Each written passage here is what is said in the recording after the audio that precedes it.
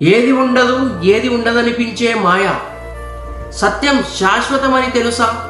ఇదే Bhagavad Gita chapter 2 shlok number 16లో మనం చూసుకున్నట్లయితే ఒక చిన్న ఉదాహరణ. ఒక యువకుడికి లగ్జరీ కార్స్, బైకులు, గోల్డ్ అన్నీ ఉన్నాయి. అప్పుడు వాడు హ్యాపీగా ఉన్నాడు. కానీ ఒకరోజు అవన్నీ పోతే ఒక్కసారి ఊహించుకోండి, వాని పరిస్థితి ఎలా ఉంటుంది? బయట ప్రపంచం అంతా మారిపోతుంటుంది, కానీ లోపల ఓ సత్యం అలానే ఉంటుంది. అది ఎప్పటికీ మారదు.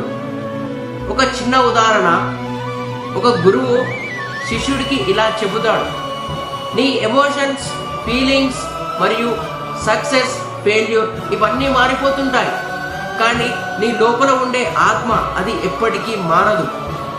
సత్యం మారదు, ఆత్మ మారిపోతుంటుంది. ఇదే తత్వేత్తల జీవితం అని అంటారు. నెక్స్ట్లో చూసుకుందాం. కృష్ణుడు ఆత్మ గురించి ఇంకా లోతుగా వివరిస్తాడు.